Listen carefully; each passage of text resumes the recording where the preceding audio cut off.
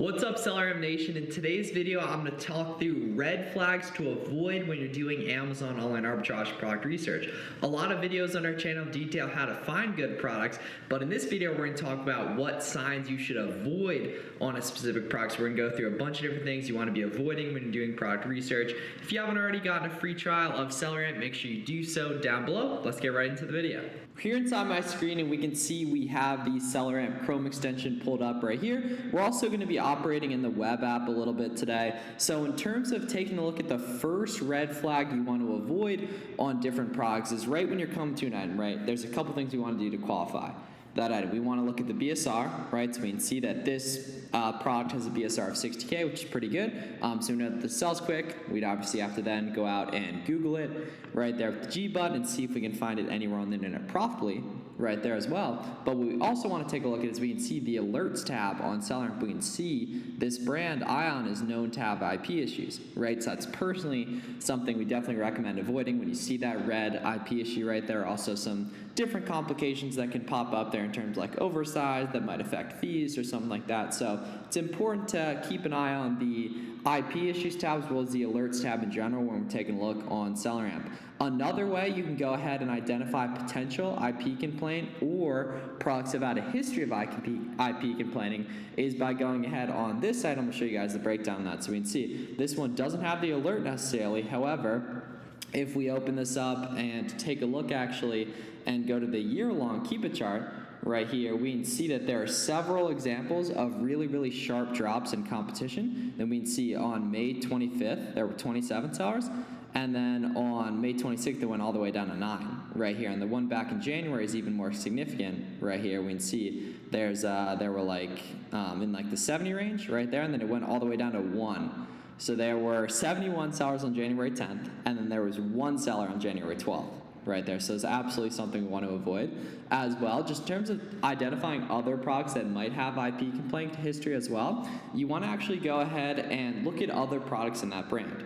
Right, so the nice thing is we can really easily find that and see if other ones are showing, history of IP complaints or have the IP complaint reading on SellerAmp, right? So say for balance of nature, what we want to do is scroll down on SellerAmp to the offers here and open up the other sellers that are selling this, right? And then we can see, okay, what other products are they carrying, what other brands are they carrying, if they're carrying other balance of nature products as well, right? Because what we can do is go ahead and search this too, and see and take a look at the Keep It charts on some of these other ones to see if there's any IP complaint history. So for example, a lot of brands is going to be a really good way to identify this stuff because a lot of our favorite ways to reverse source or to source products is going ahead and reverse sourcing, looking inside of the storefronts of other sellers.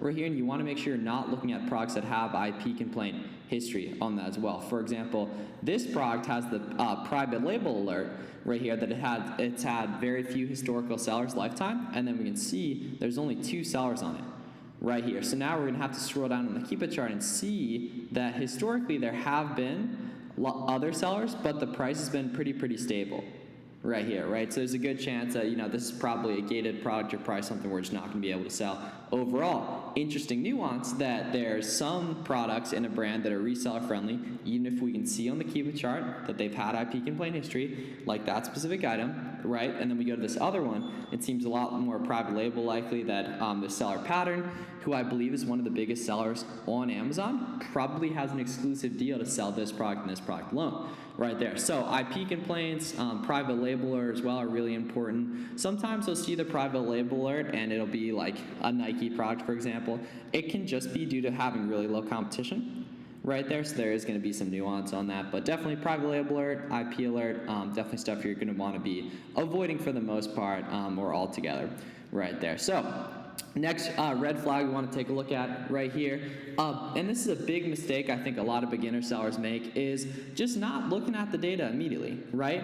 If something is a 1 million rank right here, right, we can see estimated sales is only 11 per month right there. This really doesn't sell too often, right? And then we can verify that it doesn't sell too often by scrolling down to the Keep It chart and seeing there's not a ton of action in the competition right here, right? And we can see the prices largely stay the same, right? It's gone down between 30 down to 32, or up to, the buy box was 33, down to 31, it's going lower right there. There's just not going to be a lot of action when you see the sales rank hasn't gone down. It's only changing every now and again. So a big mistake a lot of beginners make is buying stuff that's really, really high ranked. And the nice thing is if you're doing product research like we like to teach, and you're looking inside the storefronts of other sellers, you can validate the demand on stuff immediately, right? And only look at really quick selling products when you're doing storefront stocking like this. So we recommend staying under an 100,000 sales rank with products you're buying for the most part, right? Certain things, sales rank changes from time to time. You can see the sales rank history on the Keep It chart and see if it's consistently been like a 105,000 rank. We know that item still sells right there, but definitely going to be an issue if you're buying stuff that's really, really high ranked and it's not ending up selling and stuff like that. The nice thing is you're completely in control of the velocity of the products you buy. You can see the sales history over time. With SellerAmp, you can see how quick it sells, what it sells for, if you're eligible to sell it, everything like that. Another mistake beginners make in terms of product research is not thinking that ungating is very easy. Ungating is incredibly easy, so don't let that be a red flag that you're not ungated at something. You can search ungating tutorial on YouTube. There's a ton of them that'll help you ungated really, really easily right there. But when you do get ungated, make sure you're not buying really high sales rank products over $1 million, 500K, 200K, because you want products that are liquid that can get your capital churning right there as well. So the last one in terms of red flags you want to avoid on products is products where the competition is going up or the price is going down, which is commonly known as price taking in our space, right? And the way you do that is by, okay, we can see the current sales rank is 73K on this item, right? That's pretty good. So we know that this is selling. Right here, we don't see any alerts that are an issue right here. What we now want to do is scroll down to the Keep It chart right here, and we can see that unfortunately the offer count, which is the competition, has really shot up here the past couple months, right? It's gone from like 20 sellers in mid-May all the way up to well over 100 sellers right here. Now it's dipped just below right there, and we can see that the price has gone down from about 50 bucks all the way down to about $35 right there. So that's a classic example of a product that has price tanked, probably because this was really, really easy to find, right? In that if prices are going down on products you're buying, you need to audit, where am I getting these products from? Probably from really, really easy to find places. Buying stuff on sale more than buying stuff with a coupon, right? Because sales are advertised to the email newsletters of different websites, right?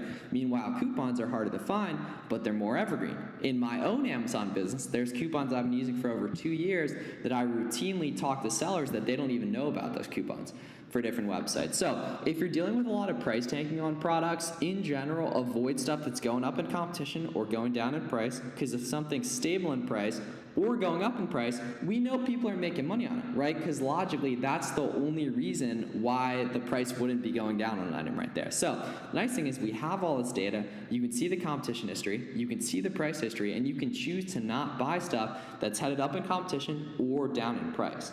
Right, and as we finish off, another important product research question we get often is how much is too sellers? How much is too many sellers on a product? And it's not really about how many sellers are on it, but more importantly, the trend of the sellers.